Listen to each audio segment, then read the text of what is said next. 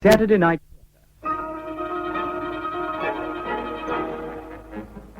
We present Norton Wayne as Georges, Fenella Fielding as Françoise, and Jimmy Thompson in the name part of Auguste, the comedy by Raymond Castin. English version by Joan Sutro, adapted for sound radio by Cynthia Pugh. Auguste. Now, how many starlets for the Daughters of Paris cocktail party? Make it a dozen, Jean, and impress on those young women to be on time. The photographers will be leaving at 6:30. What's the time now? 11:45. 11:45? What is Françoise doing? Oh, I'll phone her. Matin. Four, two, Françoise. four. Françoise. Here you are. Oh. Thanks. Engaged. This really is infuriating. What else have we got this morning? You were going to dictate the report for Carson on the Marilyn Wood Floricana romance. Oh, yes, that's right. Copernic 4240. Well, here goes.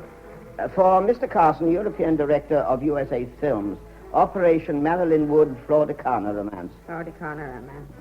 Dear Sir. This time it's ringing. Hello? Is that you, darling? What?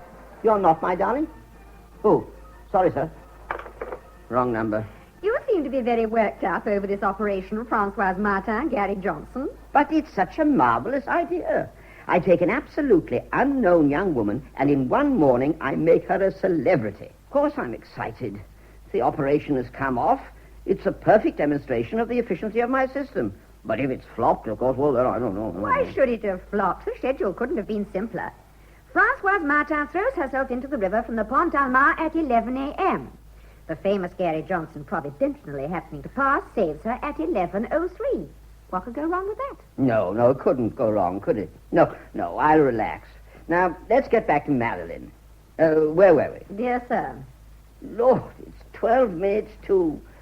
We ought to have heard something from Françoise. Well, remember, she must have been drenched to the skin. Probably she had to go home and change. Yes, what is it? I'm awfully sorry if I'm disturbing you, sir. I would like to speak to Miss Françoise Martin. Well, I'm afraid she's not here. Oh, what a pity. Excuse me, sir. This suspense is frightful, you know. 8 minutes to 12. Of course, I don't want to hurt your feelings, Georges, but the idea of drowning off the Pont Alma isn't absolutely new. I know perfectly well, but I've improved upon it. I didn't just leave it at Françoise throwing herself in the water. I get Gary Johnson to rescue her. And the whole thing at the very moment the President of the Republic is opening the nautical exhibition not 10 yards away. So I'm quite sure of having on the spot 20 journalists, 15 photographers, radio, TV, and newsreels. In fact, all the machinery for transforming my unknown starlet into a name. You again, what is it? I do apologize for disturbing you, sir, but will she be coming? Who? Miss Martin, sir. Well, we expect her at any minute. Oh, good. Forgive me, sir. What the hell is Gary Johnson up to?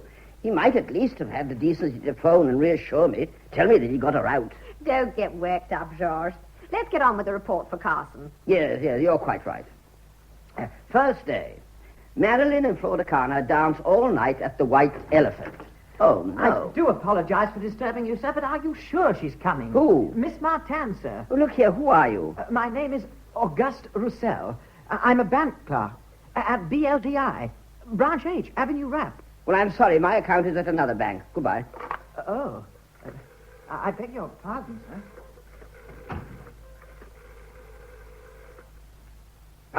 Got it.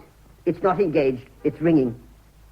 It's ringing, but she doesn't answer. Georges, you shouldn't get worked up into such a state. I'm sure everything went off all right. There were no risks at all. No risks? What if Françoise arrived late? What if the Princess of Liechtenstein had her baby this morning? Turenne's looking after that. The gynecologist? No, Turenne, their public relations officer. The one who does Bardot and the Archbishop of Sark. If the baby is inconsiderate enough to be born this morning, we shan't get a single word in the papers, even if the drowning went off perfectly. It's 12 o'clock. I'm going mad. Yes, Mr... I'm really very sorry about disturbing you, sir. But could I leave a message for Miss Françoise Martin? Look here, once and for all, what is it you want with Françoise Martin? I have a small favor to ask of her. I wanted to ask Miss Martin to write a note for me. What sort of note? To say what had happened. Well, what did happen? Well, it's a long story. Oh, bless you. Thank you, sir. I must have caught cold. Had Miss Martin had a disappointment, do you know? Or some great sorrow? What makes you ask that? Well, because she tried to commit suicide not more than an hour ago. Oh, so you were there. Yes, don't worry, sir. She was rescued. Oh, thank you, my friend. Not that there was any doubt that she wouldn't be. I can even tell you by whom. Oh, really? You already know? By Gary Johnson. What? Gary Johnson. So that's who it was. Now I recognize him. Of course you recognize him. The top young star of the cinema. The darling of Hollywood. The courageous rescuer, the one who dived in. That was Gary Johnson. Oh, no. What do you mean, oh, no? I know what I'm talking about better than you do. No, the chap who dived in, that was me. Oh, bless you. There's the proof, sir. I've caught cold. You saved Francois? Yes. Oh, I suppose you could say it was just luck. You call that luck? Well, I'll explain. For heaven's sake, do explain, and quickly. I'd better go and type that letter. Now, Mr. Roussel, Auguste. Well, as I explained to you earlier, I'm a bank clerk with the BLDI, Branch H, Avenue Rap. Yes, I know. Go on. This morning, about 10:45, my chief asked me to go round to a client in the Place Jean Goujon to clear up a mistake. As it's not far from Avenue Rap, I said to myself, I'll walk round there. A bit of exercise will do me good. Yeah, well, get on for heaven's sake. I could have gone by bus or metro. École Militaire is only a stone's throw from us, on the corner of Rue Amalie. But as there was no hurry, after all, I said to myself... Oh, but I'm in a hurry. For the love of Mike, don't go into everything you said to yourself. Oh, yes, I understand. All right, I didn't say anything to myself. I got to Brownlee Square. Well, cross it quickly. That's the point. It wasn't easy. There was a traffic jam. Special police stopping cars, and I said to myself, it's lucky I didn't take a taxi. The meter would have been ticking up, and my chief would... Damn your chief. Oh, yeah, all right, sir. Anyway, I got to the Pont d'Armes. At last. There was a real mob. Press cars, journalists, photographers, radio commentators, the TV van, the lot. I said to myself, what on earth is happening? There must have been an accident. No. It was the President of the Republic on his way to open the nautical exhibition on the banks of the Seine just there. You're quite right. They were all waiting for the President. I thought I might as well stay and watch him go past. I've always liked him. Yes, so have I, but for heaven's sake, get to the point. Well, I started to cross the Pont d'Armes. At last. Don't worry, sir. I've already told you she was rescued. Now, where was I? I couldn't care less. Oh, yes. I was looking at the man standing next to me, and I said to myself, now, I've seen that face before somewhere, but I simply couldn't think of his name. I said to myself, he's not a client at the bank. He's not anyone from Soucy-en-Brie. I live at Soucy-en-Brie, you know. I just couldn't place him, and yet his face rang a bell. Oh. Then just now it was you who put a name to it. It was Gary Johnson. Of course, I recognize him now. Oh, get to the point before I strangle you. Steady. It was just at that moment, as I was looking at Gary Johnson without recognizing him, that a young woman climbed over the parapet and threw herself into the Seine. Oh, dear. Well, there you are, sir. I didn't give another thought to the President of the Republic or to Gary Johnson. She hadn't touched the water before I was there, too. Only you? I swam towards her. I got her by the chin, like they did it in a documentary film. The cinema is some use, you know, in spite of what people say. When someone is drowning, you should hold them like that. Oh, no, not a demonstration, if you please. Oh, I'm sorry, sir. The poor girl was floundering. Not you! She kept on saying to me, not you! Oh. She seemed furious. She was quite determined to die. Not you! It will always stick in my mind. Oh. And she seemed to be looking in a desperate sort of way for someone else. In the end, I got her to the bank. That will do. Thanks very much. Artificial risk. Don't you want to know what happened then? No, I don't. Tell me, Mr. What is your name again? Roussel, Auguste Roussel. Well, Mr. Roussel, do you always meddle in matters which don't concern you? Of course not. I have one motto. Live and let live. Well, then, just tell me why you stopped Miss Françoise Martin from drowning herself this morning. George, darling. It all went wrong. I know, my dear, I know. I heard. It wasn't my fault. I did exactly what you told me. And it went wrong. How are you? here. Yes. What on earth possessed you to rescue me? Are you a Boy Scout? No, I... You belong to a life-saving society? No, I Then work... why did you interfere? But you were going to drown yourself. Of course she wasn't. The girl can swim like a fish. Swim like a fish. Well, I didn't know. I didn't think she could swim like a fish. You didn't wonder even for one moment why none of the other passers-by jumped in? Well, perhaps because they couldn't swim. There. You just wanted to show off. I did not, I assure you. And it never occurred to you that you might be meddling in something that didn't concern you. No, I can't say that it did. Do you realize, sir, what an injury you've done this young lady? I don't understand. Perhaps you imagine you're the only man capable of saving me. Oh, I wouldn't presume that. All the same, I was the only one to dive in. You said so. No, sir, not the only one, just the first. Well, it amounts to the same thing. It certainly does not. Well, I dived in. Yes, you dived in. You dived in all right. That's all you can jolly well say. I dived in. And that is just what we're complaining about. But why? Because if you'd waited just 1 minute, somebody important would have dived in. How do you know? How do I know? How do I know? It was all arranged. Arranged? You arranged it? I did, Mr. Roussel. I'm sorry, I still don't understand. You arranged what? I had appointed a rescuer who was to dive in and save Miss Martin. So you knew she was going to throw herself in? Of course I knew. Did he know? Naturally. And did you know the exact minute she would throw herself in? Obviously. Well, I can't make head or tail of it. Mr. Roussel, the drowning of Miss Francoise was entirely devised by my organization. And I may add that I do not arrange a drowning without arranging the rescue as well. Do you realize who would have saved me if you hadn't barged in so stupidly? No. Gary Johnson. The famous Hollywood film star. Gary Johnson. He was there purposely. Of course. At your invitation. Naturally. There are at least 200 journalists there. Not to mention photographers and film people. With Gary Johnson, they'd have really gone to town on it. Gary Johnson diving in. Gary Johnson emerging from the water. Gary Johnson pulling me out, picture. Giving me artificial respiration, picture. My first one smile. The rescuer's kiss. The president's congratulations. Picture. But they took them of me, too. Lots of pictures of me. They even wanted me to jump in all over again for... Bless you. Just think, rescued by Gary Johnson, the great Hollywood star. That would have been good for 200 front-page pictures throughout the world. Miss Martin would have been a celebrity. She would have been on the front cover of Mode. It's awful. It's all his fault. I missed the cover of Mode. Is it really so important to have one's photograph on the cover of Mode? It would have shot Miss Martin right into the top rank of international celebrities.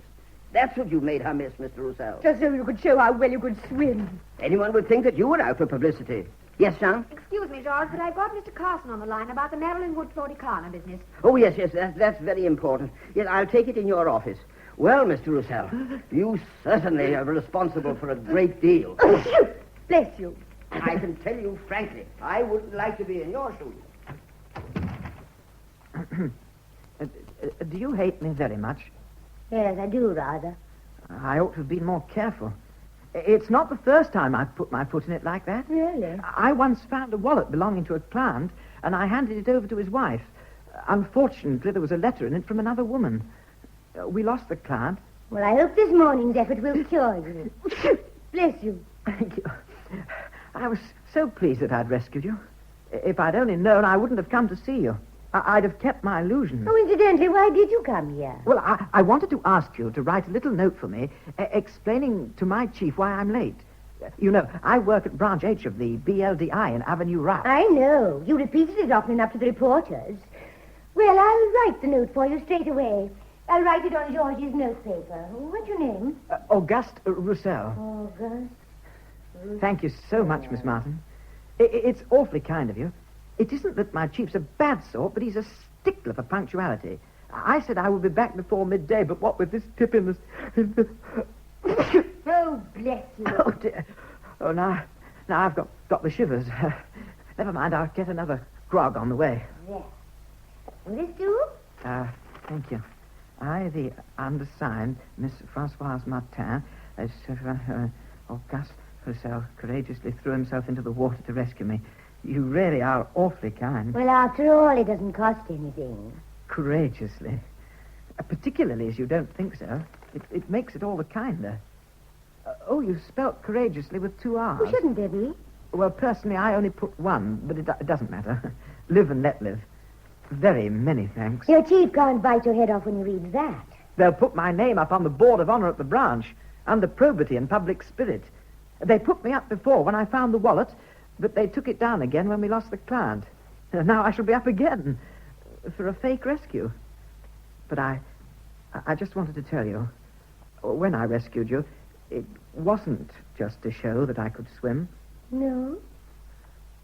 Well, what was the reason? Because I saw you just as you were going to jump, and I thought you were much too pretty to die. Oh, that's sweet of you, Mr. Roussel.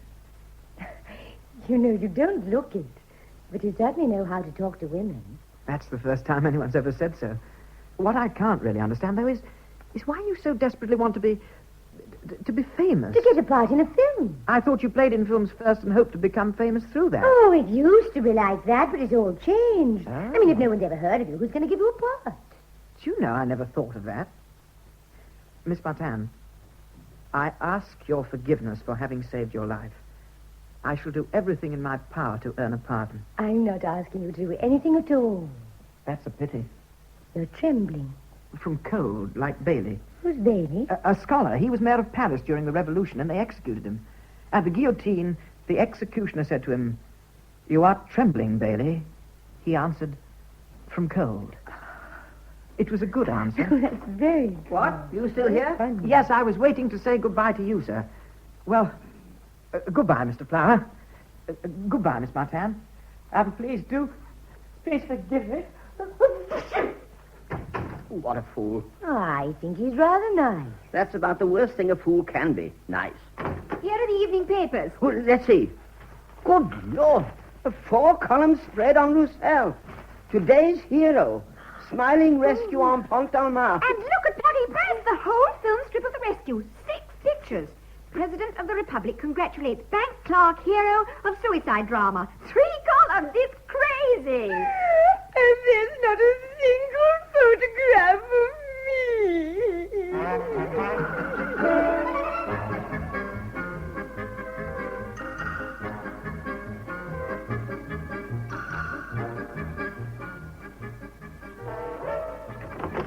Good morning, George. Good morning, John. Has Marilyn phoned? No, but Carson wants you to ring him. Oh, he does he? Yes, he wants to know what you're doing for Marilyn Wood Florticana today. Well, then I'll tell him. Get him for me, will you? Yes, of course. Oh, and that idiot telephoned, too. Which idiot? Roussel. You know Auguste. Oh, what did he say? He said he was coming round to see you. Oh, good. That's a bit of luck. Hello? Mr. Carson, Mr. Flower for you. He's on the line now. Oh, thanks. Hello? Mr. Carson. Yes, you wanted to know about my plans for Marilyn Wood Florticana. Yes. Well, now, I'm starting the war of nerves. Nerves. Well, everyone thinks that they're madly in love and will get married. Yes. But tonight I strike fear into the hearts of the public. Marilyn will go to the fabulous opera ball escorted by the man of the hour, Auguste Roussel. Good heavens. Yes, it will be his first appearance. Don't you think that's a honey? Yes, I was sure you'd like it. Well, bye. Now do you see why you were wrong to treat him like an idiot? But has Roussel agreed to do it? I'll see to that. It's quite a brainwave pairing off Marilyn and Roussel. Don't you think there's a risk that people will fail to notice him this evening? Yes, but I've thought of all that. Just to be on the safe side, I'll send Florticana along at 2 a.m. to make a jealousy scene. I do apologize for disturbing you. Oh, not at all, my dear Roussel. Delighted to see you. And how are you today? Good morning. Rather better, thank you. You're the first people I've come to see since I got up. Oh, how very kind of you. And he's brought me some flowers. Well, Thank you. You shouldn't really have No. bothered, but I'm so Yes. touched. I'll go and put them on my desk. I know. Yes, that's right, Well, that's right. We'll have a little chat. But they're not for Well, now, my dear friend, are you feeling a new man? Flowers. I can tell you had us worried, you know. I certainly had a rough time. Acute congestion of the lungs. By the time I got to the bank, my teeth were chattering. I must have caught it through standing around in my wet things with the president. Anyway, by the evening, I was a hospital case. My temperature was 104. 104.3. They told you? I read it in the next day's papers. Oh, yes, of course. My brother-in-law was telling me about them.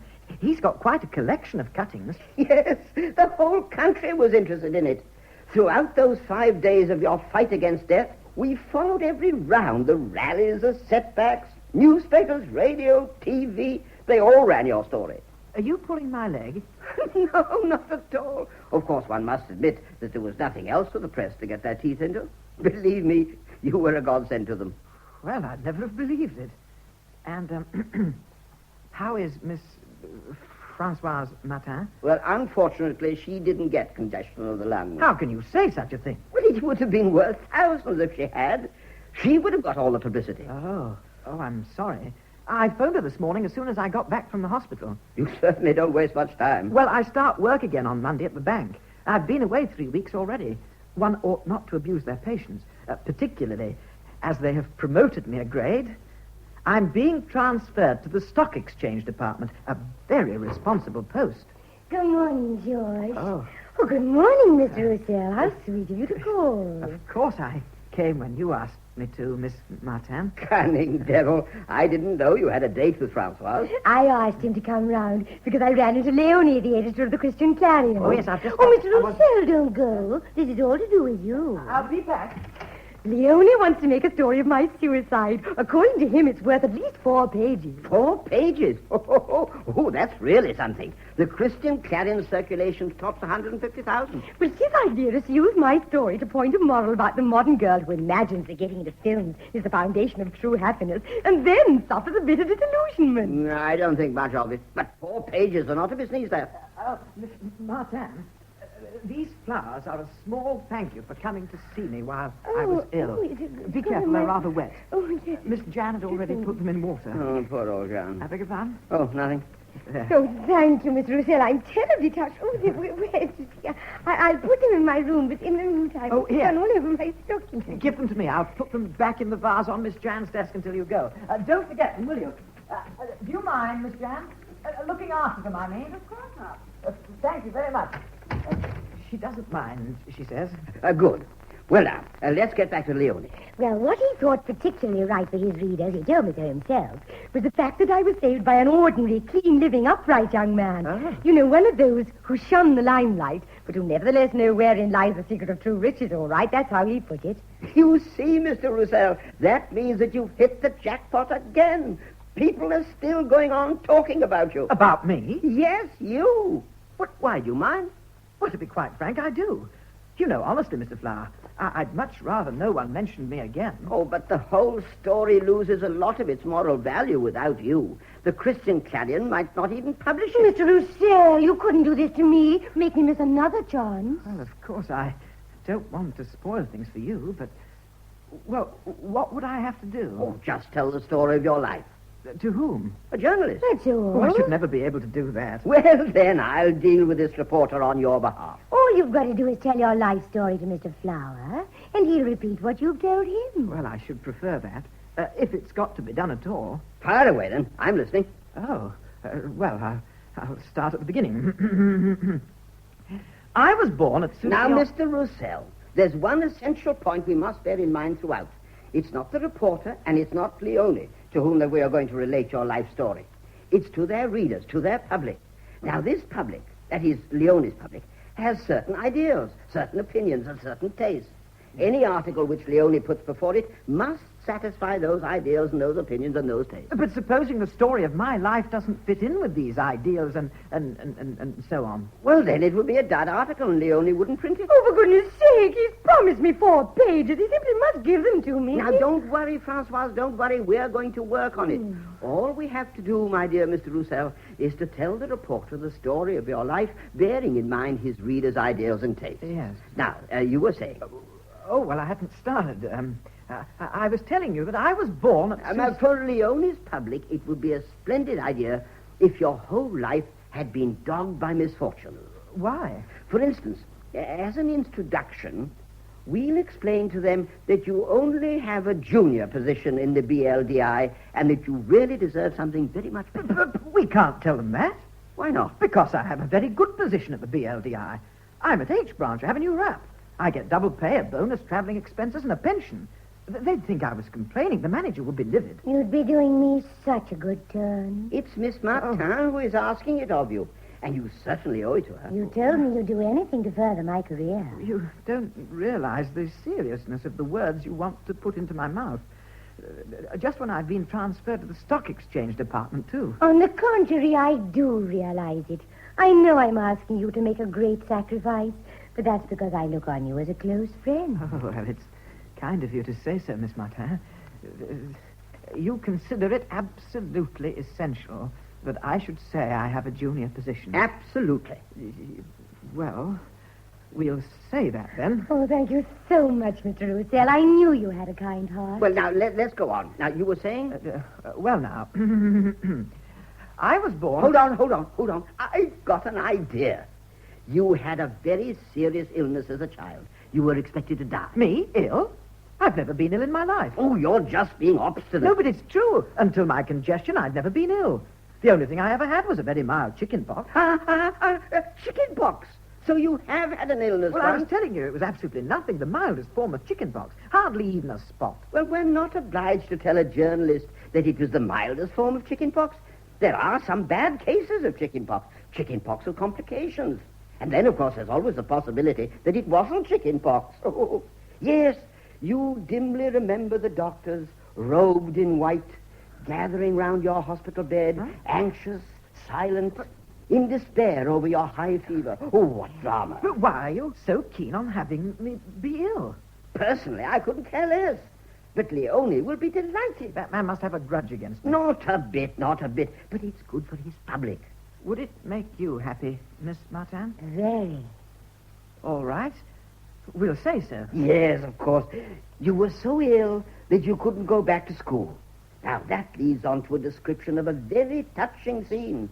The teacher's farewell to his prize pupil, halted on the threshold of a dazzling career. Oh, that's splendid, you know. It's so human. But it's not true. I was bottom of the class at our village school. Look, please don't quibble over the details.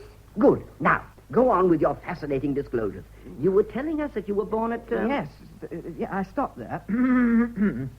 I was born at... Wait. I've got another terrific idea. Oh, this is really stupendous. You were an orphan. Charming. Orphan? Me? Oh, for pity's sake, don't keep interrupting. Yes, you were orphaned at a tender age. But you were brought up in an orphanage, a Samand orphanage, shall we say. There you were tended by a wonderful nun. Mother Felicity, yes, a real saint. It was she who taught you to swim. You have so many memories of those days. You remember the long winter nights in the icy dormitories, the dreary Thursday walks, the orphans lined up like a lot of little grey mice, and surrounded by the white cross of those sweet nuns. Oh, it's so realistic. I think we're on to a winner. Yes, you were an orphan. No, I can't let you say that. Listen, Mr. Roussel, George has just had an absolutely sensational idea. You simply can't spoil it. Leone will be so happy. Why should it make Mr. Leone happy to think I was an orphan? Because it's good for his public. Maybe, but this time I will not be pushed into it. I will not say I was an orphan. Why ever not? Imagine the faces of my father and mother when they hear I was an orphan. Oh, you make things very difficult. Well, let's think of something else. Weren't you unhappy, at least?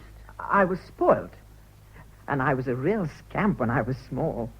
When I used to play truant with my brother-in-law, only, of course, he wasn't my brother-in-law then, we used to go down to the bottom of the orchard. Oh, nobody's And we interested used to in climb that. a tree. You can drop that idea. Yes, drop that. George's idea is much better.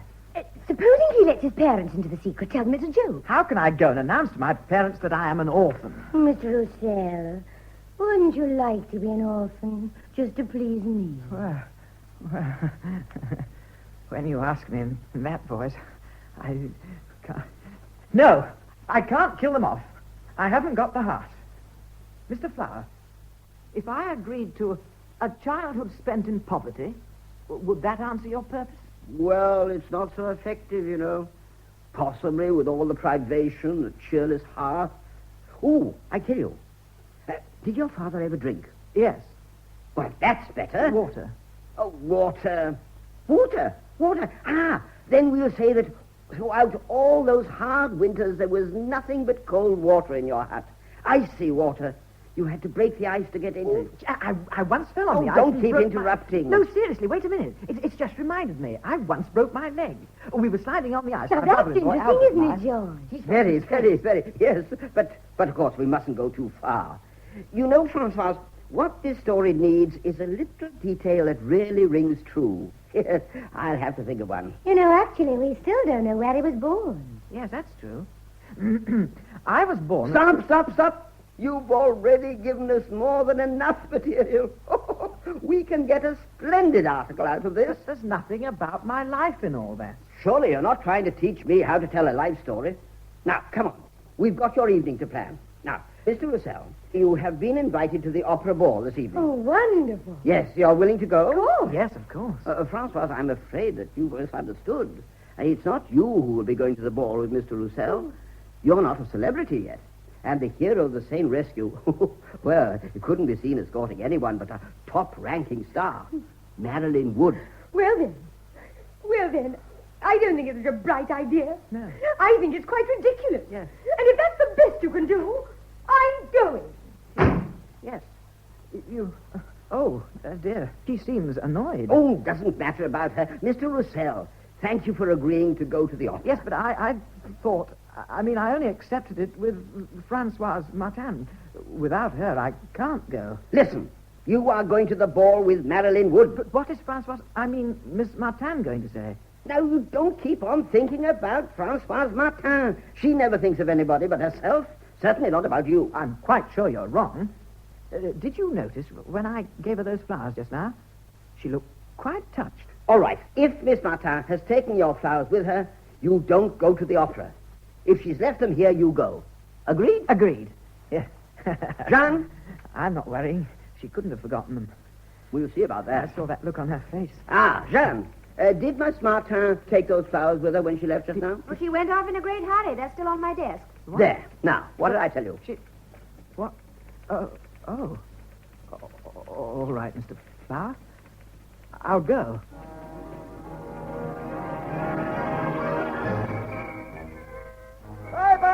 Piper! Translation at the Opera House!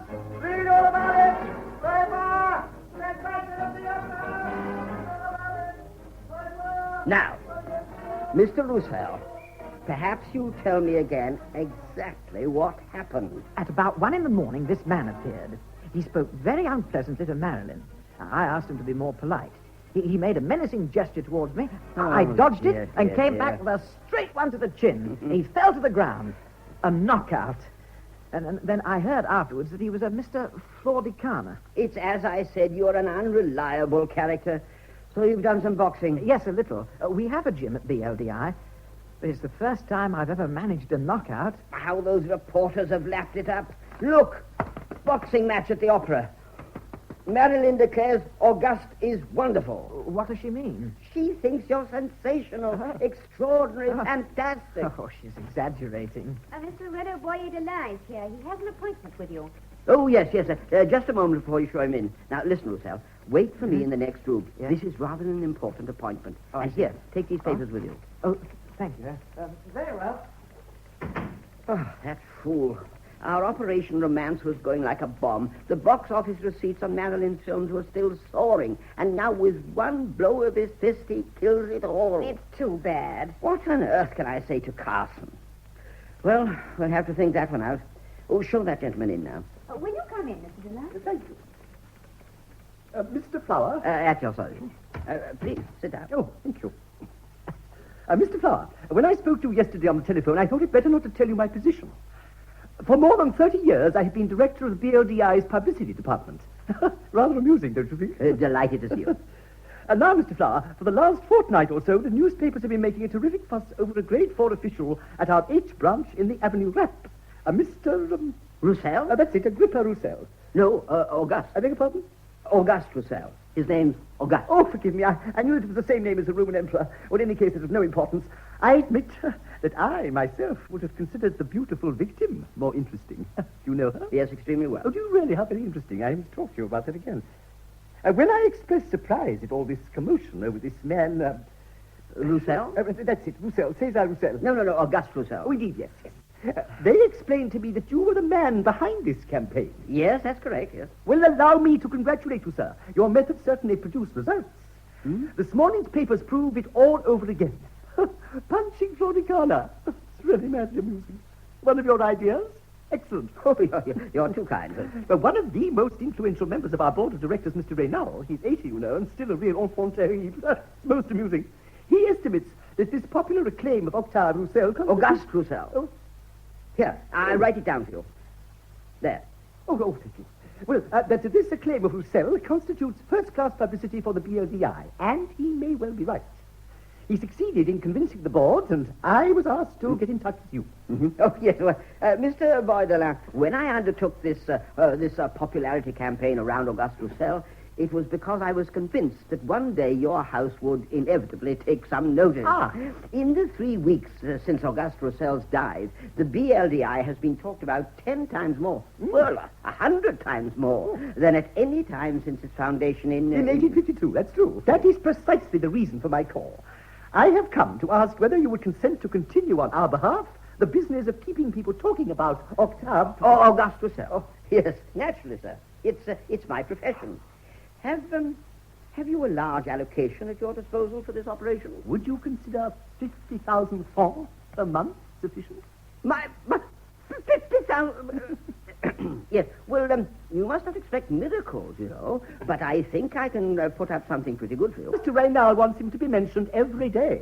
Well, if he's got to be talked about every day, there's only one solution. Get him into the category of people who are talked about every day. Princes, film stars, and millionaires. Yes, now we can't make a prince or a film star out of him, but we could make him a millionaire. You think you could? Well, there's nothing simpler than being a millionaire. No one asks you to show your millions. No. Mr. Boyle, tomorrow, at the Sailor Charpentiers, Auguste Roussel will buy a Picasso for 400,000. Oh, gracious. Yes, and that will jump him right into the millionaire class in one go. We will explain the sudden change in Mr. Roussel's fortunes afterwards. Well, we could say that one of the biggest shareholders in the BLDI heard on his deathbed about Auguste's deed and left him his whole fortune. How amusing. Yes, and that brings the BLDI in again. From then onwards, Auguste Roussel will be seen at Deauville and Longchamp, Maxime's. What about the 400,000 franc picture? We'll resell it at a profit to the United States, where there are plenty of real millionaires. Or, of course, we shall have to find another Auguste Roussel. What if we lose on the sale? Well, then the difference will have to go down to petty cash. Of course. Mr. Raynaud will be thrilled with this idea, I'm sure. If only you knew him. He's too amusing for words. Mr. Flower, this seems a delightful plan to me. I really must express my admiration. Consider the matter settled. Oh, splendid. 50,000 francs will be placed to an account in your name immediately. Goodbye, Mr. Flower. Goodbye, sir. See you again soon. Jean. Yes, George? It's fantastic. From now on, we're working for high finance. Splendid. Wait. No, 10 to 12. Just right. At 12, go down to the Grand Gallery canteen on the ground floor. Show Roussel's photo to any of the salesgirls who can go out, and get them to crowd round the door and mob Auguste for his signature. Okay? Okay. I'll get down there at once. Good. Now I can deal with my millionaire. It. Oh, there you are, Auguste. It's a catastrophe. Not a bit of it. It's a triumph. Haven't you read the papers? They've got hold of everything you told the Christian Clarion. You've made me an orphan. Well, it was such a good idea, I just couldn't resist it. It's terrible, not a bit like my life. It will be your legend. My legend? Yes. Auguste Roussel is a hero. There's always a legend about every hero, usually having little relation to the truth. But legends are always about the dead. Not at all. Nowadays, every celebrity possesses a legend during his or her lifetime. It is we who invent it. You? Yes, us. Public relations. We take the truth and reshape it into another form of truth, especially adapted to suit the tastes of the public. And since the celebrities are only too eager to fit in with their legend, our truth is more true than the other in no time at all. I've got Sophia Marini on the line. It's about the launching of her film, The Tigress of Bengal. Oh, yes. Well, tell her that she's to be a godmother to the lion cub that's just been born at the zoo. Christening ceremony Tuesday in the cage, in the presence of Sultan IV, father of the lion cub. I found a clergyman who used to be a lion tamer. Don't forget that little detail. Well, you know how easily Sophia is scared. I'll tell her. Now, my dear Roussel, now listen. I had better break it to you straight away that you are going to be extremely busy. Mm-hmm. I've accepted dozens of invitations for you, and from Monday onwards, you have scarcely a minute left to yourself. Oh, it can't be done. From Monday onwards, I'm no longer free. I have to go back to the bank. You're going back to the BLDI? Naturally, my sick leave is up. Oh, you become the most celebrated man in France overnight, and you talk of returning to the BLDI? What on earth are you going to do there? I'm going back to my work, damn it. And as I shall be in another department, it will take up more time at first. You're going to install yourself behind a counter again? Like a simpleton? Like an nonentity? As if nothing had happened? Just when Marilyn thinks you're wonderful? Sophia's asking if you're sure about your ex-Lantamer clergyman. She has no objection to his being a fake clergyman, but she's rather insistent that he should be a real lawn-tamer. Tell her he's a real clergyman and a real tamer. He used to be chaplain to the Bengal Lancers. Okay. Now, Mr. Roussel, a man like you simply cannot go back behind a counter. I'm going to make you a proposition. If you agree to leave the BLDI, I'll give you 2,000 francs a month. 2,000 francs a month? Well, that's more than 4 times what I earn at the bank. 2,000? What would I have to do for the money? Oh, it's very simple. You are a personality. All I require of you is that you remain one. But that isn't a job. If you only knew how much time it takes up when one wants to get people to talk about That's one. exactly what I don't like. Sophia says, is she right in thinking that this lion cub is the son of the lion that mauled his keeper? Yes, that's what makes him so interesting. Or she said if that was the case, wouldn't it be possible to christen a sea lion or a baby penguin instead? Oh, listen. Tell her that the whole thing's off. There's nothing doing. Oh, all right. Here, Roussel. What? You were wondering how to make people talk about you. Well, if you like, the lion cub could have a godfather, not a godmother. You. Me? Of course, why not? You would hold him in your arms in the lion's house with all the other lions roaring in the background. Oh, think how that would come over on TV. You're not serious. Well, it would be a colossal success. Mr. Flower, don't you try to persuade me. I told you no, and I mean no. Goodbye, Mr. Flower. Mr. Roussel! I prefer the bars over my counter at the bank. Oh, Albert! Auguste! What on earth are you doing But here? it's you I'm looking for. May I introduce my brother-in-law? How do you do, sir? I'm Albert Chevalier, garage proprietor at Soucy-en-Brie, the garage on the square. What's the matter? Holy smoke, we've all seen the papers down there. You've certainly hit the headlines. It's fame. Congratulations. I've come to Paris on account of a wonderful idea I've had. I'm taking you back to Soucy. Huh? Yeah, on Thursday, you are to preside at the inauguration of our trade week. It'll make a terrific sensation. What do you think of it, Mr. Flower? Oh, yes, I agree with you. It will be a sensation. He's by far the most famous product of the town. He's more famous than Stanislavski. Stanislavski? The footballer, you know, the Strasbourg right wing. He was born at Soucy-en-Brie. His picture's in all the cafes in Soucy, but today Auguste has definitely outstripped him. Did you see that article this morning? It's terrific. Of course I've seen it. It brought tears to my eyes. It brought back so many old memories. Really? Oh, none of it surprises me, you know. I always thought that one could write some smashing articles on Auguste's life. I've known him since he was a small child. Yes. I was there when his mother and father died. Albert, for heaven's sake. He was still quite a mite, and he had to be sent to an orphanage. Oh. He went to the St. Mond. I can still see it. Those long lines of orphans, the nuns' coifs. I used to take him oranges. You were really like a father to him. Well, it was the least I could do. He had very delicate health from then on. yes, He yes. seemed to catch everything, you know, dear. typhoid, scarlet fever, whooping cough, the lot. I should know. I nursed him. Albert, please don't go But on. it's Look, nothing to this is be absolutely- ashamed of. On the contrary. Oh. And now he's chickenpox. Now, chickenpox is usually dismissed as nothing. But when Auguste had it, it was dreadful. He couldn't go back to school afterwards. And such an intelligent child, too. Always top. Now, what was it he could take up? One day he found a junior post with the BLDI. Albert, Mr. Flower knows all about that. Well, no, to get back to Thursday, we're going to have a grand reception in your honor with the mayor, the entertainments committee, Miss Soucy-en-Brie, Philharmonic, everybody. Yes, but I hope his manager will let him take the day off. His manager? What manager? The manager of his branch H, Avenue Rap. Yes. On next Thursday, Mr. Roussel will be behind his counter. You're joking. Isn't he, Auguste? Indeed he is not. I shall most certainly be at the bank next Thursday. You're going back? Tomorrow morning. But, Auguste, you can't think of doing that. Why not? Why not? But Because when anybody's been dogged by bad luck all their life like you, and then destiny suddenly gives you the chance of revenge, it's positively wicked not to grasp it. After all, you only have a mediocre job at the bank owing to your poor health. But, Albert, that's not true. Not true? I know it only too well. And in any case, it's in the paper. No, Auguste, you shan't go back to the bank on Thursday. You can't let down the Trade Week Committee like that. It's an important occasion. You tell him, sir. Tell him he can't miss that. My friend, he is going to miss a great deal more than the Trade Week at Sousse. He's going to miss the most fabulous events, like the Film Stars Gala. He's been invited to the Film Stars Gala. Of course, he's going to miss the Ambassador's Ball. The Ambassador's Ball? And the Cannes Festival. Cannes Festival? Carson is on the line. He has something important to tell you.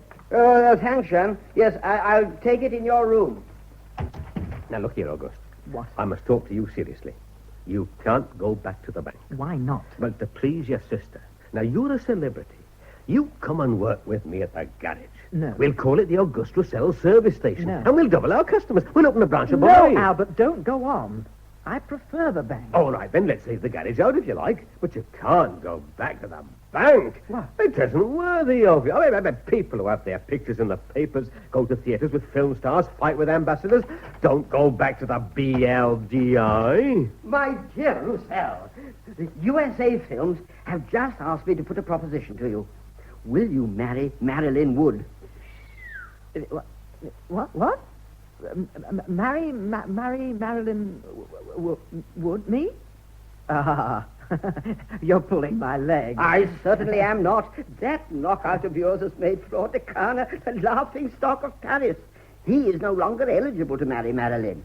And as USA Films are absolutely determined on her marriage to launch her next film, they would be delighted if this marriage were to you. He's quite capable of saying no. I'm very honored by this proposition of marriage, but I really don't think I can accept it. I would have betted on it. My lord is getting obstinate again. If I were to marry Miss Wood, I would have to feel very strongly and sincerely attracted towards her.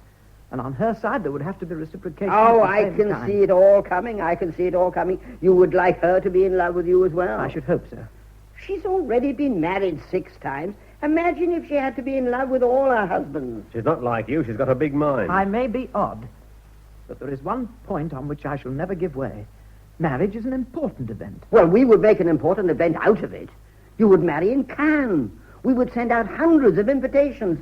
There would be a battle of flowers, firework display on the Croisette. That would be stupendous. When I used to think about getting married, I imagined a quiet ceremony, followed by a jolly good meal, and some white wine with a few old friends at a little pub down by the river. A little pub down by the river. For Marilyn. Look here. The ceremony is due to take place at the Cannes Festival. That's 5 weeks from now. Marilyn's film has its premiere at the festival. We've got to come to a decision immediately. I'm not marrying her. Oh, Mr. Roussel, being a celebrity carries with it responsibilities, too. This marriage is one of them. But I don't want to be a celebrity. It's no longer a question of whether you want to be a celebrity or not. You are, once and for all. That's true, Mr. Roussel. You can't do anything about it. Except you will have a fabulous life. Every night will be a gala night. Today we've got the premiere at the Olympia. There'll be stars, authors, millionaires, mannequins, and Brigitte Bardot. Brigitte Bardot? Certainly, Brigitte Bardot. Did you hear that, Auguste? Brigitte Bardot will be there. Tomorrow there's a gala. There'll be stars, authors, millionaires, mannequins. And Brigitte Bardot. In the summer, you'll go to Cannes. Everybody will be there, the stars, the authors, millionaires, mannequins. And Brigitte Bardot. In other words, it's always the same. What? Well, anyway, you'll have a rather more amusing life than in your bank. Oh, you mustn't get the wrong idea about the bank. It's a lively place. There's something different every day at the bank. Every day. Every day. On Mondays, the secretaries of commercial firms come in with contracts, checks, and deeds. They tell us all about what they did on Sunday. The film they saw at the local cinema, a day in the country. Oh, you've no idea how we enjoy Sundays on Mondays. Don't listen to him, Mr. Fay. Listen to what he's Tuesdays saying. and Thursdays. Amelie Market come in.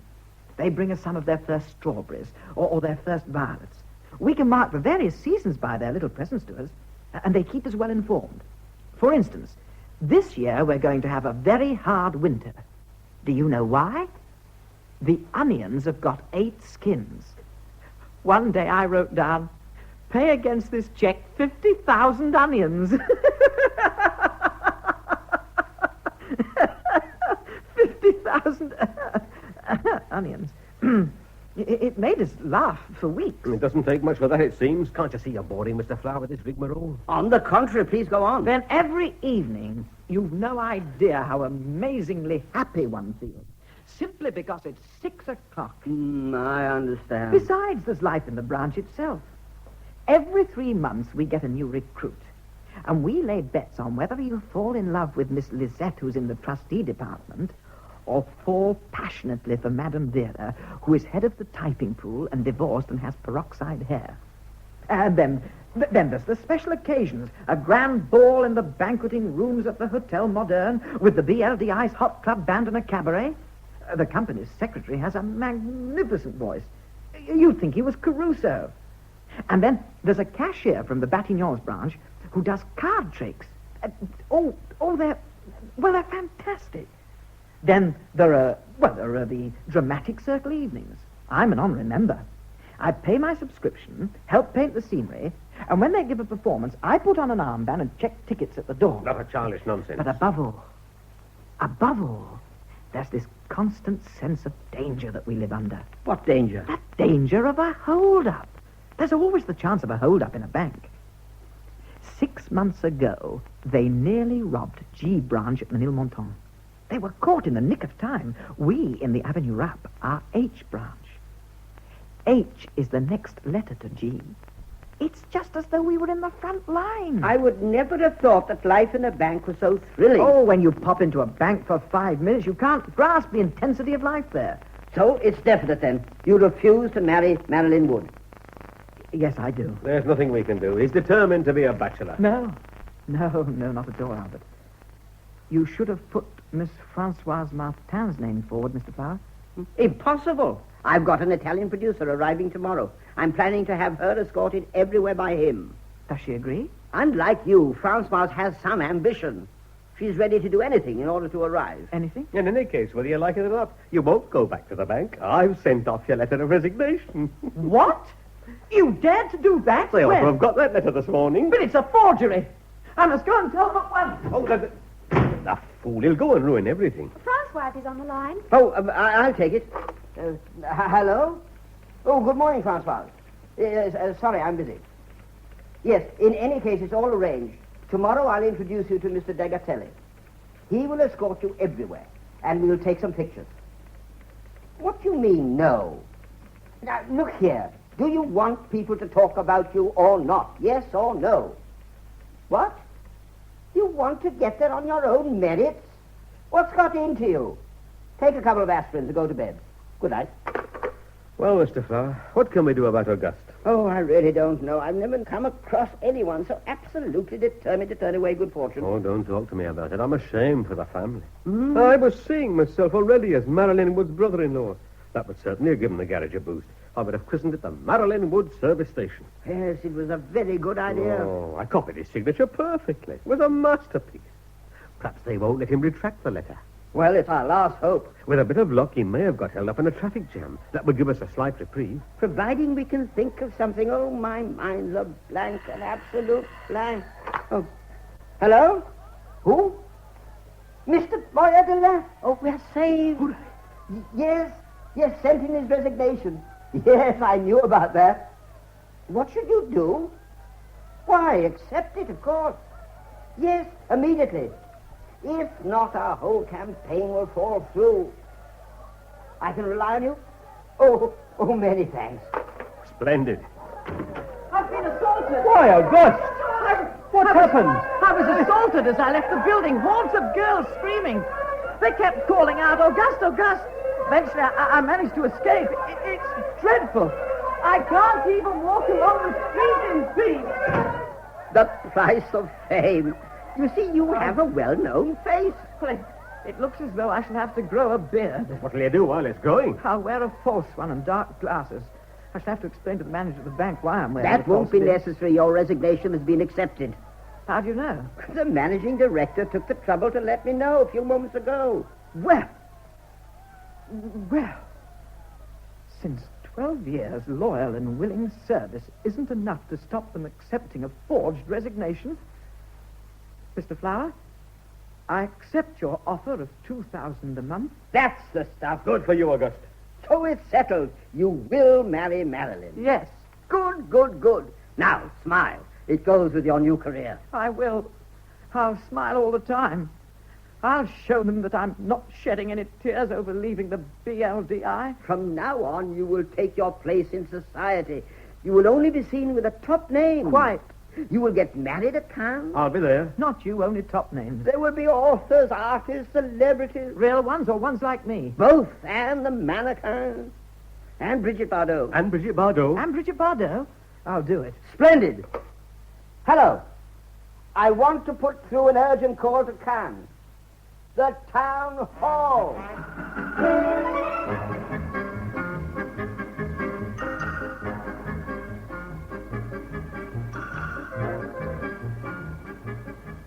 Your own brother-in-law, Auguste. Your sister's husband. Hand me my tie, will you, Albert? 9 hours by train, and what do you say? My jacket, please. Oh, but look, she's a beautiful little car. She's only done 15,000, and I give you my word, I wouldn't go and sit the speedometer back, not for my brother-in-law. I repeat, Albert, I cannot drive around here in Cannes in just any car. I'm not allowed to. Ask Mr. Flower. Oh, that chap. He'd have you forget your family. Setting you up here in this posh apartment in Cannes on the Croisette. Palm trees, blue sea, blue skies, a bathroom, the lot. Well, anyway, Albert, thank you for coming here. He's dragging you away from your own sister and brother-in-law. We've seen you precisely twice at Soucy Ambry since you've become a millionaire. It isn't that I don't want to come and see you, Albert. It's simply a lack of time. Liar. You don't do anything. Precisely, that takes up all my time. When you're working, you have a 40-hour week, whereas when you're doing nothing, you don't know when to stop. I would. Yesterday, I went to cash a check at the BLDI branch here in Cannes. When I saw an old colleague facing me, tears came into my eyes. And he, poor chap, envied me. Look, I'm going back on the evening train tomorrow, so we'll lunch together. I'm not free for lunch for at least 3 weeks. Well, what about very early tomorrow morning? I'm due on the golf course at 8. You play golf? It's compulsory for millionaires. Well, do you know how to play? I'm learning. Look, Albert, you pick up this stick. It's called a club. And with it, you have to hit a little ball not much bigger than a plum. You're not allowed to touch it with your hand. You send it flying off into the field, and then you go and look for it. If you don't find it, you've lost. Well, of all the daft things. Then there's polo. Polo? It's compulsory for millionaires. You gallop around on a pony, and you steer it with your left hand while you twirl a mallet in your right hand. Look out, you'll do yourself a mischief. Oh, dear. Oh. Then there's sailing. That's compulsory for millionaires. I tell you, I simply haven't got a minute to myself. Luckily, I do go to the club. The club? It's compulsory for millionaires. Now, there one can relax. They have the English papers. You select one. You settle yourself in a club armchair. You put the English newspaper over your face, and you go to sleep. They call it going to the club. Oh, good morning, Mr. Flower. Good morning, Jan. Good morning, Miss Jan. Good morning, Mr. Flower. I'm sorry, Mr. Chevalier, but visiting time is up. We have a very heavy program today. See, Albert? Goodbye. Well, can't you give them a 24-hour pass at least? We'll try to, but I can't promise anything. Well, goodbye, Auguste. Oh. You'll regret that car, I'm telling you. Bye, Albert. I say, Jeanne, is this the suit you meant me to wear? Yes, but you've forgotten the blue cornflower in your buttonhole. I thought I'd like a white carnation. Blue, my dear Roussel. Always a blue cornflower. Establishing the little gimmicks like that helps to silhouette you. Shall I go now? You must get out of this habit of always arriving early. You have to get to the cinema just 1 minute before the curtain goes up on Marilyn's film. Will she be there? Of course.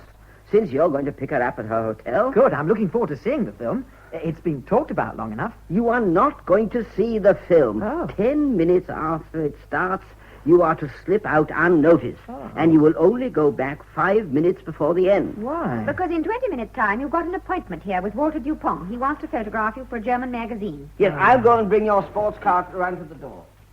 After the film, you go to the Soleil Bar for drinks and signing autographs. At 1 o'clock, leave for Lanapool. USA Films are giving their luncheon party there. In this suit? Yes. At 3:30, return here to change. Which disguise do I assume then? Blazer and white flannels, your yachting outfit. I'm a very poor sailor, you know. You're only going as far the starting shot for the regatta. After that, I come back to change. that's it. Dark lounge suit. Mm-hmm. This is important. It's the reception for the Soviet delegation. After that, I come back to change. black tie for the prince's informal little dinner party for 40. After that, I come back to change. By then it's time for white tie. No, you're going to the fancy dress ball at the Miramar as Napoleon. He reached the top, too. Will that be the lot for today? Who's that? Françoise Martin. What? Miss Françoise Martin. Oh, come in. Oh, do come in. What a surprise. Hello. What a lovely surprise. You in Cannes. Well, I only got here yesterday. The festival committee invited me. Oh, I'm so glad. Jan, would you leave us? You're going to be late. Well, it'll make it all the more chic. Please, go. Well, it's very sweet of you to come and see me, Miss Martin. I hesitated, you know. I wondered if you'd still remember the little starlet. As if I could ever forget you. It was you who never gave any sign of life. I knew what you were doing from the papers. You have become an important person. Oh, not particularly. How can you say that? You're in society. Did you know your autograph is worth 4 Marlon Brandos as a swap? A Gallup poll proved it. I know. But let's talk about you. Because, you see, the Auguste Roussel that you're talking about, the important person, that's not me. Oh, it's true he's got my face, but under this well-cut suit, behind this facade, the other one is still tucked away. The other one? The one you knew. The rather silly bank clerk. Oh, not silly, Mr. Roussel. Charming, brave. Well, anyway, he's the one who still thinks constantly of you. But the other one is going to marry Marilyn Wood. Oh, Gus, this isn't funny. I told you not to be early, but this is overdoing it. Oh, hello, Francois. It's you. How are you? I'm afraid that I'll have to take him away now. Come on, we must go. Well, I could take Miss Martin with me, couldn't I? What are you thinking of? That would cause a scandal. Well, I'll see you again. I'm coming back in 10 minutes. Wait for me. Will? Promise you will, or I won't go. Oh, it's a promise. All right, bye. Go on, Roussel. Francois, my child, I'm delighted to see you again. Will you dine with me this evening? I'm not free. Oh, a date with a film producer? No, my grandmother lives in Cannes. You know, you're not taking the best way to get to the top. I'm going to take you in hand again seriously. What about dinner tomorrow? Hello? Oh, is he on his way up? No. You've done quite right. Yes, I'll go and meet him. Yes. Francois, my child. I'm expecting a visitor so scram. Sorry, but it's quite unexpected. We'll meet again sometime. Well, perhaps. Bye for now. Come in, Mr. Boyd. Well, thank you so much. How very nice to see you. Do sit down. I'm disturbing you, Mr. Flower. No, not a bit. Oh, but I am. I saw her. I compliment you. She's delightful. She's a friend. She's a client. A client. Fancy. I'm a client for the client. That's my little joke. But still, if she's a client, you must have her address. Are you on holiday? No, on business. Mr. Flower, I have come to tell you that the gentlemen of our board have come to the conclusion that you are not producing a sufficient effect, and they are therefore terminating your contract. Oh, no. But I No, might, they can't. I might add that for about 3 weeks, Mr. Raynaud was perfectly happy. He used to bring all the papers to the office. He used to show them to everybody. It was comical. And suddenly, there was nothing. Nothing. The past fortnight, he's been scanning every line of print and can't find a thing. Yes, well, now, allow me to give you my reason, Mr. Boyd. Nobody has been talking about Auguste Roussel for the past fortnight simply because I've done my damnedest to prevent them talking about him. Oh. So that the bomb I'm preparing for tomorrow will be all the more impressive when it does burst. Well, this bomb, you say, is timed for tomorrow? Yes. Oh, everything is ready. I only have to light the fuse. That sounds intriguing. May one ask what you plan to do? No. Its effect depends on utter secrecy. And according to you, this would have been a fantastic bomb? Absolutely fantastic. Still, it can't be helped. My bomb just won't go off. But with only 24 hours to go, it is a pity. Oh, yes, we can't do this to Mr. Raynaud. If the world starts talking about Roussel again, it would make him so happy. Mr. Flower, set off your bomb for my sake. It would be so very amusing. I'm thinking of Mr. Raynaud's joy. Well, I might think of regarding your visitors null and void. I came and you were out. And as by tomorrow everybody will be talking about Auguste Roussel, my board would not expect me to terminate your contract. You can guess with what impatience I shall await tomorrow's papers. Good day to you. And a very good day to you. Jean! What is it now? Oh, Jean, we have exactly 3 minutes in which to find the bombshell that will set all the papers talking of Auguste Roussel tomorrow. Oh, it's a matter of life and death. Here he is. And Francois, too. Come in and sit down. Thank you, Mr. Farr. Thank you. Well, how did it go at the festival cinema? When I got there, the film had started. I knew you'd be late. And Madeline? She'd given up waiting for me. She went in alone. It seems that people noticed. Excellent, excellent. My dear Roussel, I have an important piece of news for you. Huh? Your engagement to Madeline is broken off. Oh. Oh, all right. Between you and me, she's rather touchy. I was only a few minutes late. It isn't that. Sean, what do you think of that as an idea? Not bad. Only not bad. So it's one of your ideas. Madeline doesn't know anything about it yet. No. Is it any good to her? Oh, on the day her film is shown, it's terrific. All right. Really, I prefer it that way. You will not return to the festival cinema to see the end of the film. Naturally, when the lights go up again, your absence will be noticed and commented upon. First thing this afternoon, we shall announce the reason, the breakup. Then we'll follow it up with a press conference at about 6. Perfect. I think this bit of news ought to have quite an effect. You don't appear to be very convinced, I John. don't think it's going to make the splash you expect. In my opinion, you've got to think up something much bigger. Yes, you're right. Yes, it isn't big enough. Wait a minute. Francois, here's your chance. What do you mean? During the showing of Madeline's film, Auguste Roussel was absent. He was flirting with a starlet, and everything's broken up. There, that would make a splash. And in addition, it's the truth, or more or less. It's odd, you know, but the truth does have possibilities sometimes. Just a minute. This time I'm not playing. Why ever not? I don't want to get Francoise mixed up in these affairs. But it's her greatest ambition. Francois, you couldn't wish for a better launching now, could you? Well, Don't you start turning up your nose at it, too. no, of course not, but... There are at the moment at least 20 starlets in Cannes who would simply jump at the chance. But I prefer it to be you. Yes, it would make a nice revenge. Of course, it would certainly give me a tremendous advantage. There, Roussel. You already prevented her hitting the headlines once. You can't refuse her this chance. Miss Martin, if you think this will help you, I agree.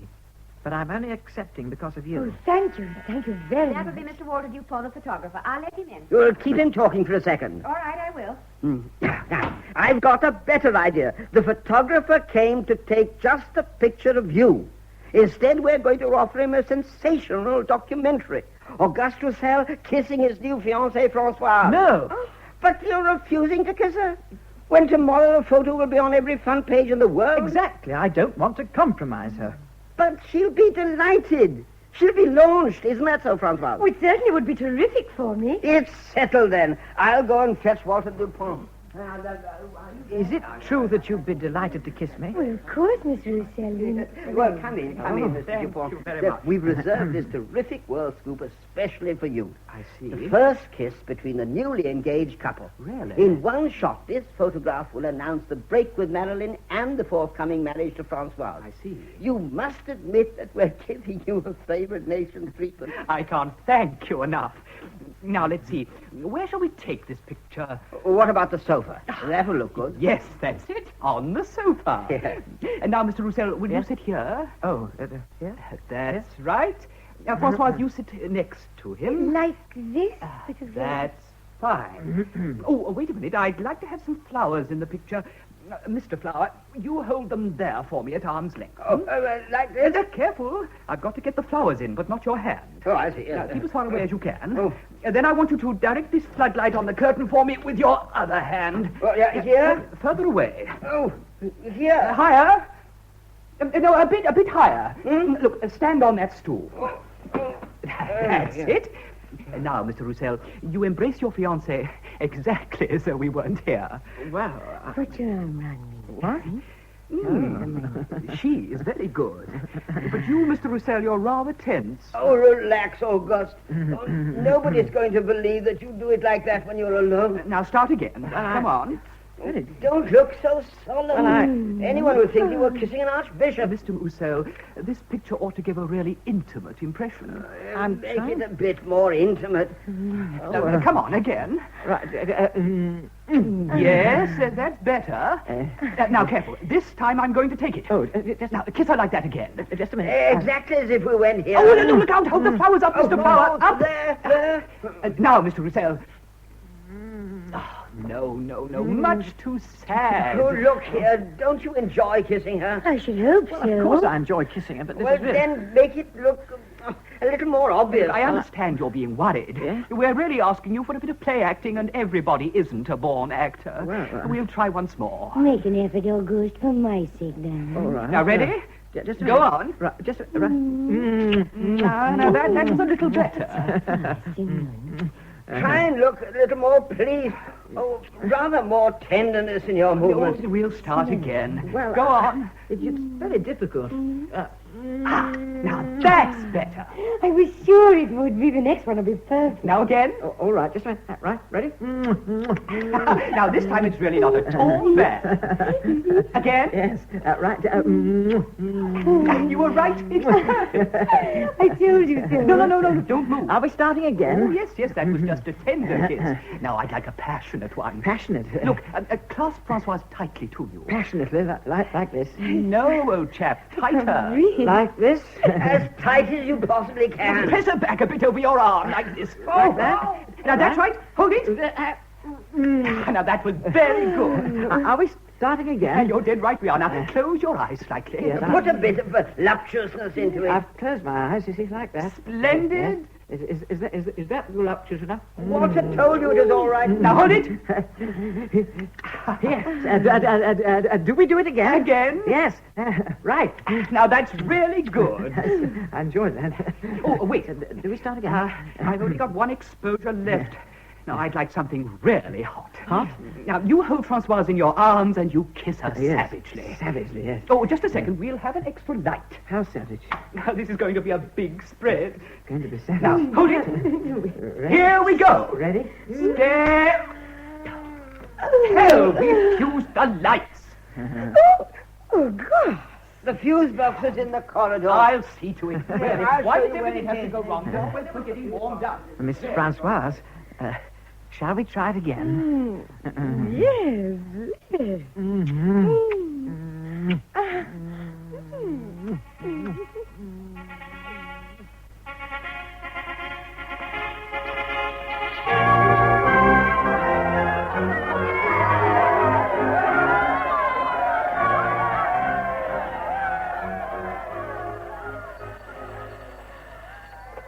Mr. Roussel's apartment. Oh, it's you, Georges. The telegrams? I should think they have arrived as a colossal pile from celebrities. The ones we sent ourselves, the fakes, oh, they must be amongst them, but I haven't opened them all yet. You'll be round in 3 minutes? Right. Come in. Oh, good morning, Mr. Boyer-Delin. Good morning, Miss Jeanne. What a lovely day. What a delightful wedding. What an enchanting couple. Delicious. I say, I didn't know you were going to be with us. I'm here incognito. I sent myself on a secret mission as observer for the BLDI. Good gracious, what a pile of telegrams. All over the world. Film stars, statesmen, everybody. Imagine it. When I tell Mr. Raynaud about all this, he'll be in his seventh heaven. Oh, the crowd, the flower, the procession, the gorgeous clothes, the cars, all these telegrams. Just look at these two, for example. Oh, I say. Moscow and Washington. Who'd have thought they'd have sent them? Ah, good morning, Mr. Flower. Oh, good morning, Mr. Boyle. They told me you were here. My boy, I'm here incognito. I was only waiting to see you before I leave. I just had to have a word with you. Only one little word. Bravo. There's simply nothing to add. Bravo. It's phenomenal, fantastic, triumphant. Bravo. Oh, thank you. Well, goodbye. I mustn't let anyone see me. I'm here incognito. That's that. You certainly gave him good measure. And what impressed him most of all was your series of fake telegrams from you-know-who. What have you done with the newlyweds? I left them in the hall, hemmed in by their admirers signing autographs. Yes, I'd better go and rescue them. Oh, here they are. Oh, what a marvelous day, George. I don't know how to thank you. It's like a fairy tale. Well, I am a manufacturer of fairy tales. Thanks to me, for the past 3 weeks, you have been known as the little French girl who pinched Marilyn's fiancé. Have you seen the mob in the garden? No, but I'd like There must be at least 3,000. It's crazy. At 7:30, the Moog photographers are coming. They want a picture for their cover. They are going to make the cover after all, Francois. What luck!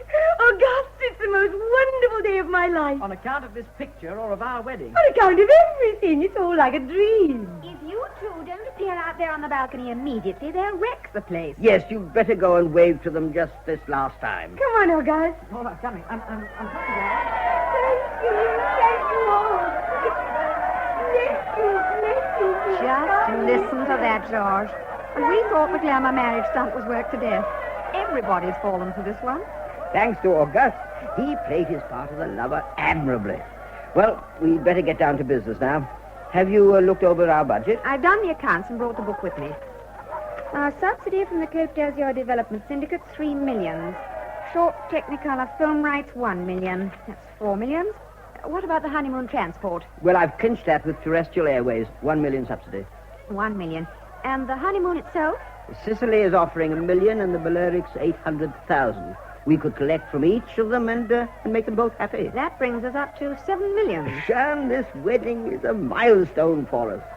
The public are interested in Auguste himself because he's a celebrity. That's true. In fact, you've invented a new industry. Exploitation of a celebrity.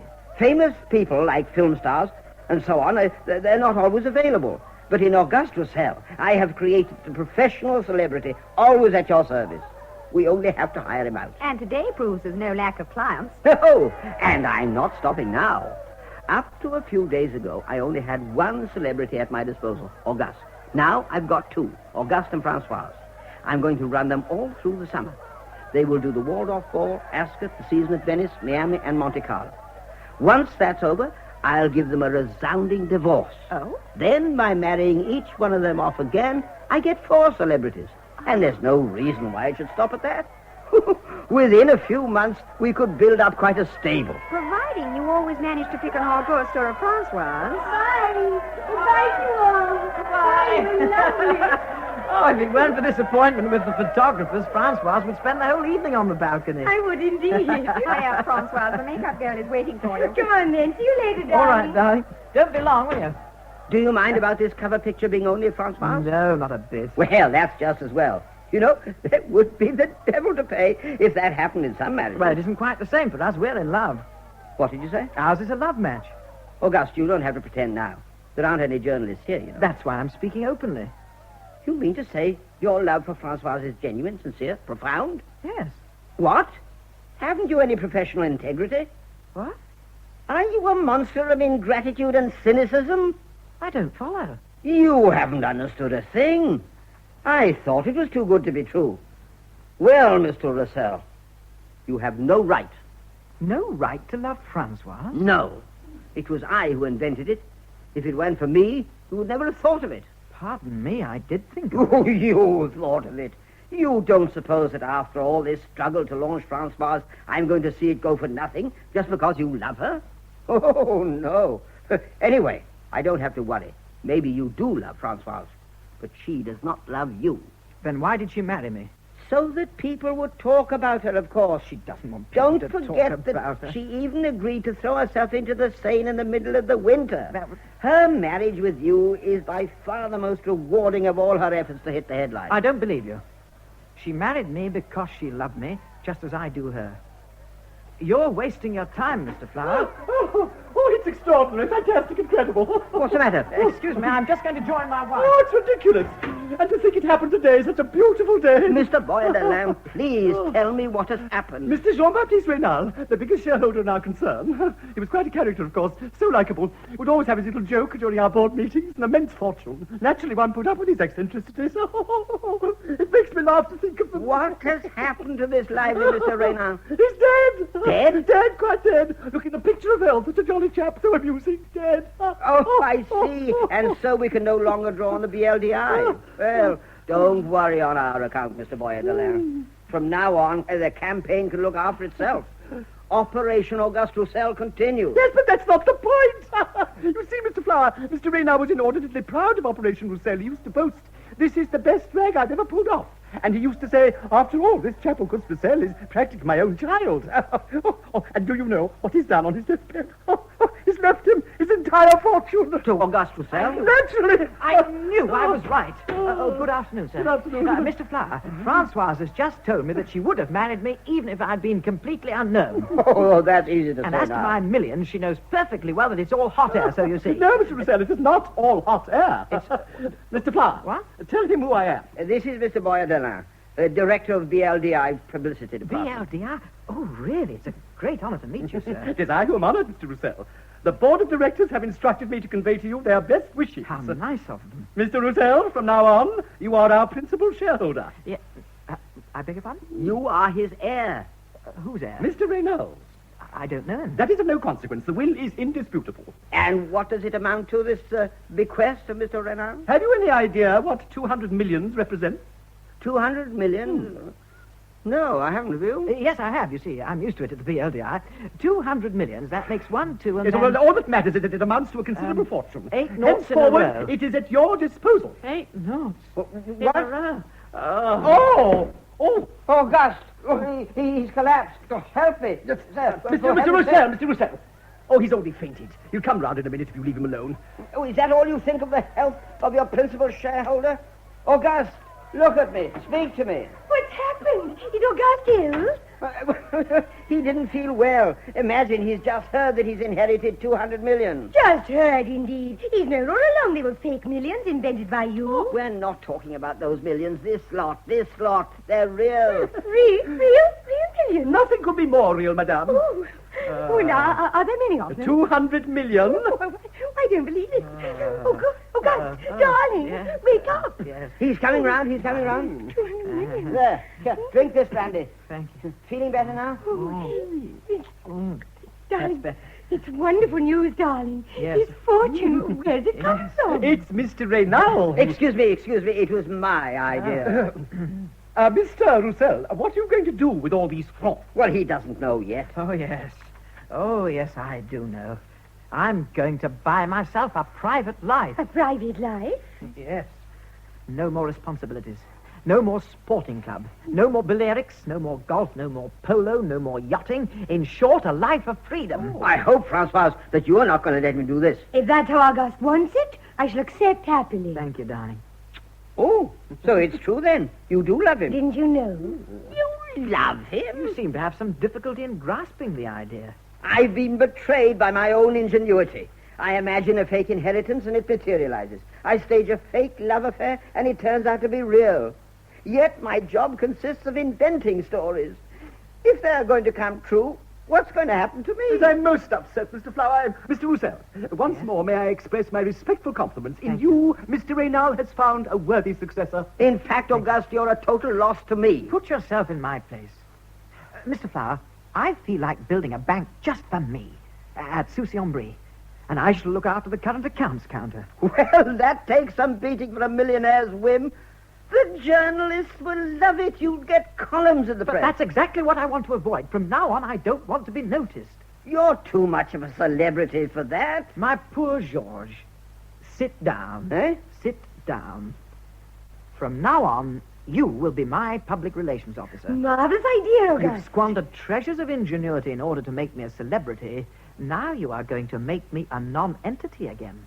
Demolish my prize work? Oh, that's impossible. Oh, but it is possible. Look, George, it's only a question of budget. Now, if you're going to talk like I'll that. allocate you 50,000 a month. 50,000? Oh, my dear Mr. Roussel. Well, of course, you mustn't expect miracles on 50,000 a month.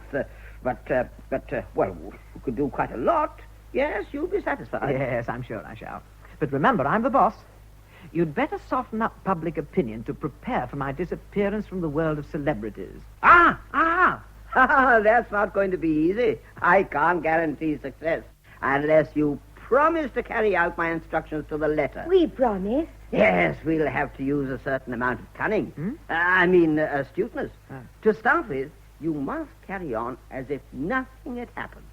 Go and dine at the sporting club, and then tomorrow you leave by air for the Balearics. But is that compulsory? Oh, yes, of course. Once you've stepped into the limelight, you've got to go on with the act. Oh, all right, I agree.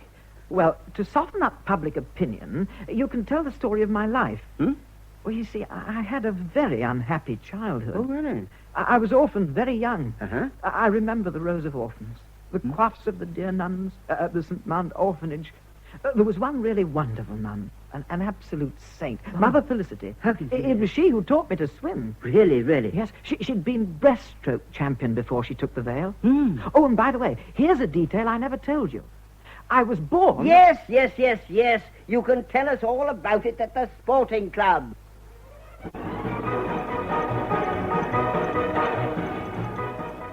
In Auguste, the comedy by Raymond Castin, English version by Joan Sutro, adapted for radio by Cynthia Pugh, The name part was played by Jimmy Thompson. Francois Martin was played by Fenella Fielding, and Norton Wayne was Georges Flower, with Barbara Schotter as Jeanne, his secretary. Monsieur Boyer Delin was played by Rolf Lefevre, Albert, the brother-in-law, by Julian Summers, and Walter, the photographer, by Kenneth Dutt. The recorded production was by H.B. Fortine.